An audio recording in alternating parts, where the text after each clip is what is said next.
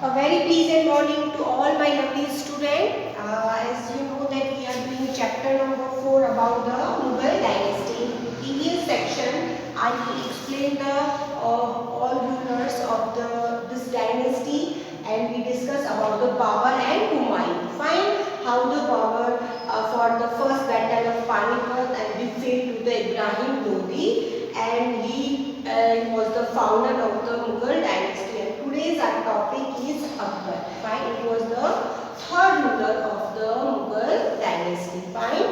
So, in this topic, Akbar's, we will discuss about the conquest of Akbar. Conquest means what the battles he fought, how they expand their empires, what policies were there, all topics we will discuss in the conquest of Akbar. Then second topic of your book is the relationship with the Rajput. How the relationship was with the mostly what we have seen that all rulers, whatever the Delhi Sultanate, they were the religious belief. They were Muslims, but the Akbar was the great rulers, which relations was very good with the Hindus also. He married also the Rajput girl, and in this section we will discuss how he managed their religious मेडोलिसी कह सकते हैं इसको, religious जो harmony, yes harmony environment how he create in India, कि उसे किसी ने ऐसा नहीं समझा he was the Muslim ruler, he was the ruling for, कि हमारे ऊपर वो रूल कर रहा है। उन्होंने फ्रीडम दी हिंदूज को अपने अपने रिलीजियस को फॉलो करने की, उसके रिलेशंस जो थे हिंदूज के साथ बहुत ही अच्छे रहे, तो all policy will discuss. And last was the Akbar religious policy, की क्या क्या रिलीजियस पॉलिसीज थी। इसके बाद है आपका topic Jahangir, he was the third ruler, the fourth ruler and fifth ruler. So open your book. I am explaining all chapter according to your book, and listen carefully and underline the words which I told you कि आपको underline करना है, उसे आपको क्या करना है underline. So it is very important and very interesting topic about the Akbar. So let's start with the Akbar. It is your page number 36. Fine. So come with your book, students. So students, let's start with the topic. Topic is the Akbar. He was the greatest ruler of the Mughal dynasty. In earlier chapter we have discussed about the Babur, who was the founder of the Mughal dynasty, and after that Humayun. Fine. Now from the 1556 to 1605, this time is ruled by the Akbar. It was the great ruler. Now I am explaining according to your book. Akbar was born in 1542. यहाँ देखिए according to your book I am explaining. When he was born 1542. The Amarkot, when Humayun was in exile, जब वो exile था, देश निकाला दे लिया गया था. After Humayun's death in 1556, in 13 years old son Akbar was crowned the king with the Bairam Khan as his regent. अब सिर्फ 13 years की एज में उसे क्या बनाया गया, राजा बनाया गया, क्योंकि उसके फादर की डेथ हो चुकी थी. His accessions to the throne give the Hemu, the general of the Afghan leader Adil Shah Sur, an opportunity to occupy the Delhi and Agra. अब क्योंकि उस वक्त बाबर की डेथ हुई थी, उसी का फ़ायदा किसको मिला, हेमू जो अफ़गान लीडर था आदिल शाह सूरी, उसे अपॉर्चुनिटी मिली दिल्ली को कैप्चर करने की. बहुत शॉर्ट टाइम के लिए किया, लेकिन उसने उन चीज़ों का फ़ायदा उठाया. The second battle of Panipat, अभी हमने प्रीवियस सेक्शन में किया था पानीपत का first battle. It was fought between the Babur and the Ibrahim Lodi and 1526. Now there is the second battle of Panipat. So second battle of Panipat, Hemu was defeated and killed by the Bairam Khan. यहाँ पर बैराम खां किसकी तरफ से था, अकबर की तरफ से, तो उसे हरा दिया गया और वापस से कैप्चर कर लिया गया Delhi by the Akbar. The Mughal जो थे Mughal reoccupy the Delhi and Agra after the Hemu's death. फिर से रीऑक्यूपाई कर दिया गया, दिल्ली और आगरा को फिर से कंट्रोल में कर लिया गया। Akbar freed himself from the guardianships of the Bairam Khan and took the reins of the empire in his own hands in 1560। अब देखिए जो बैरम खान यहाँ पे इसका बहुत इम्पोर्टेंट रोल है, क्योंकि हुमायूं की डेथ हो चुकी थी, तो सारे जो वर्क थे, ऑफिशियल वर्क थे, वो किसके लीडरशिप में हो रहे थे? Bairam Khan. But now after the 1560 Akbar ने डिसाइड किया कि वो सारे चीज़ें हैं जो अपने हाथ में लेगा और अपने डिसीजंस को खुद लेगा।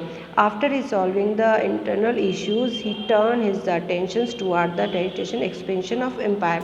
और उसके बाद उसने अपना पूरा ध्यान लगा दिया कि वो किस तरह से अपने एम्पायर को क्या करे, एक्सपेंड करे, बढ़ाए। Now conquest of Akbar, Akbar ने कौन कौन से कॉन्क्वेस्ट किए, कौन कौन सी लड़ाइयाँ की, ठीक है। The Mughal empire under the Akbar extend from the Himalayas in the north, यहाँ इसको याद रखना है कहाँ से कहाँ तक था, Himalayas in the north, Godavari in the south, and इसके बाद यहाँ पे आइए, and the Hindu Kush mountain in the north west to the river Brahmaputra east. ये पूरा एम्पायर, यहाँ तक अकबर का जो एम्पायर था वो फैला हुआ था। Now Akbar began his the conquest by the extending his control towards the Malwa and the Narmada Valley। अब यहाँ तक नहीं रुका, उसने अपना एम्पायर और बढ़ाना चाहा। In the northern regions present day Madhya Pradesh, Jaunpur, Gujarat, Bengal, Ajmer, Ranthambore, Jodhpur, Bikaner and Jaisalmer, ये यहाँ सारे एरियाज जो है उस पर उसने अपनी क्या करी, अपनी जो है जीत हासिल की। In 1572 Akbar occupied the Ahmedabad and Surat in Gujarat, इस एरिया को भी उसने क्या कर दिया, ऑक्यूपाई कर दिया। ये सारी विक्ट्रीज हैं किसकी, अकबर की। फाइन, देन यहाँ देखिए ये सारी जितना भी मैप दे रखा है, it was all areas was under of the Akbar. Fine, इस मैप को अच्छे से देखेंगे। इसके बाद है the defeat of the Afghan rulers Taluk Khan in the battle of Rajmahal brought the Bengal under the control of Mughal empire in the Deccan and Ahmedabad Khandesh and the Berar was occupied by the 1600 to 1601। These are the battles which we, यानी कि mostly he took the he was the powerful ruler on that time, so it was easy for him to control the all over this part. Now next topic of your book is the relationship with the Rajput। What was the relationship between the Rajput and Mughals? Fine, Akbar was aware the task of the consolidating the strengthening his empire would never be complete without the support and loyalty of Rajput।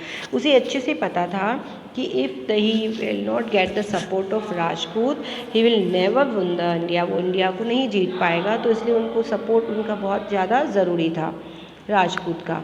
He also understand the importance of Hindu Muslim unity, वो ये भी जानता था कि इसकी क्या importance है, and corporation in order to build an all Indian empire, अपने एम्पायर को पूरे इंडिया में फैलाने के लिए।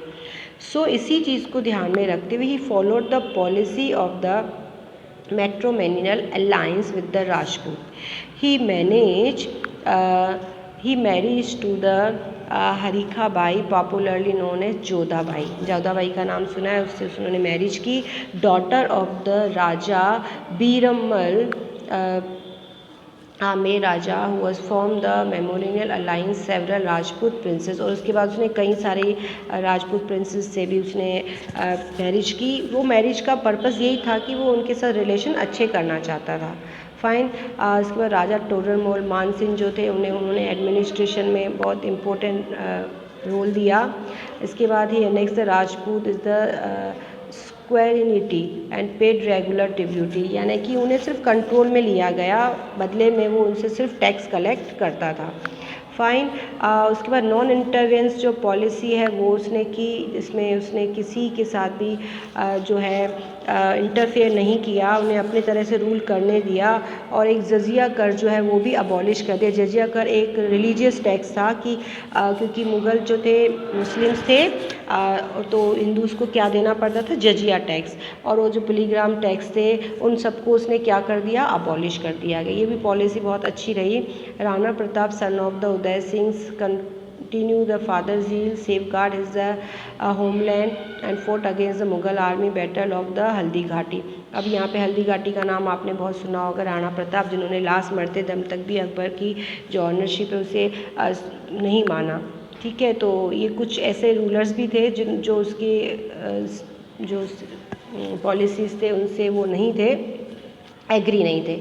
नाउ अकबर्स रिलीजियस पॉलिसी, उनकी रिलीजियस पॉलिसी क्या थी, रिलीजियस पॉलिसी यानी धार्मिक पॉलिसी क्या थी उनकी। And the enlightenment ruler Akbar tribal approach towards the regions guided by the enthusiasm unity the entire empire. Now यहाँ पे नीति है सुलह कुल, इसको ध्यान रखेंगे। Believe in the policy of Sulh Kul means the universal peace, जिसका मतलब क्या होता है, यूनिवर्सल पीस, पीस यानी शांति। He established the system of governance around the ideas of Sulh-Kul. He abolished many taxes that were earlier imposed in the non-Muslim. इसने ऐसे कई सारे जो टैक्सेस थे जो नॉन मुस्लिम्स पर, स्पेशली हिंदूज़ पर लगाए गए थे, उसे अबॉलिश कर दिया। Beside many intellectuals and able Hindus were introduced into the nobility. और कई लोगों को नोबिलिटी यानी कि अपने राज दरबार में अच्छी पोजीशन भी दी।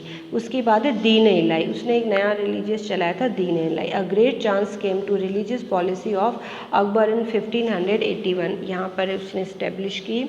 Akbar combine the best feature of the all religious granted this is known as Din Ilahi. ये एक ऐसा रिलीजियस था जिसमें सारे ही धर्मों की अच्छी चीज़ों को क्या किया गया था, इंक्लूड किया गया था, जो दीन इलाही के नाम से क्या था, फेमस था। Fine. It was the ethical code of conduct lead the emphasis the moral value and the good conduct of the pity and the compassion. It was views at the religious cum ideological path. ये religious cum था और ideological ज़्यादा था, ठीक है। Rather than traditions and certain commodities found in this religious. लेकिन इसमें कई जो रिलीजियस की जो चीज़ें थी वो साफ साफ दिखाई दे रही थी। इसके बाद है यहाँ पे इबादत खाना। In his ingrains, he learned about the different religious. Akbar built a hall of prayer at the Fatehpur Sikri in 1575। यहाँ पे देखिए उसने एक हॉल बनवाया क्योंकि उसे अलग अलग धर्मों के बारे में जानने का शौक़ था। अलग अलग लोग आते थे वहाँ पे, हॉल ऑफ प्रेयर कहा जाता था, इबादत खाना के नाम से उसे फेमस था वो। At this place invited the select the mystics intellectual and the theologians and held the discussion of religious and the spiritual thing। यहाँ पर डिस्कशन किया जाता था स्पिरिचुअल थिंग्स के बारे में। So this is all about the Akbar. यहाँ पर देखिए कुछ और भी चीज़ें हैं। He invite the scholar belonging to the various religious such as Hinduism, Islam, Zoroastrianism, Christianity, ethics, those who believe in the existence of God, conduct the religious debates. यहाँ पर उसने हिंदू, मुस्लिम्स, इस्लाम, अलग अलग धर्मों के जो लोग थे, जो स्पेशलिस्ट थे, उन्हें डिस्कशंस के लिए बुलाया। जिनका भी बिलीव था कि गॉड है तो यहाँ पे डिस्कशन की जाती थी अलग अलग रिलीजियस की। दे विजिटेड द इबादत खाना and discuss their religious believe with Akbar. वो यहाँ पर आते थे और अपने जो रिलीजियस की डिस्कशन किया करते थे और इसी से उसे पता चला अलग अलग रिलीजियस के बारे में। As a result this discussion at the hall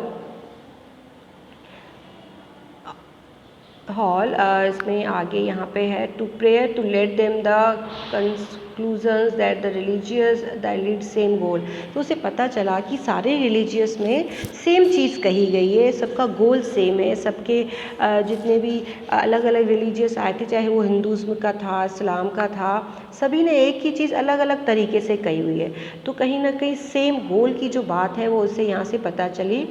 however the importance of Akbar was new religious philosophy decline after his death. हालांकि उसकी डेथ के बाद ये सारी चीज़ें जो है बंद हो गई, लेकिन जब तक वो रहा तब तक उसने वो सारी चीज़ें जो है की, क्योंकि उसे नई नई चीज़ों के बारे में जानने का शौक़ था। ये कुछ पिक्चर्स हैं, इन्हें आप अच्छे से देखेंगे, मिनिएचर्स हैं, अलग अलग सीन्स यहाँ पर दिखाए गए हैं, सबके बारे में इंफॉर्मेशन बताई गई है। Now in next lecture I will explain about the Jahangir and Shah Jahan and after that Aurangzeb. Thank you and have a nice day.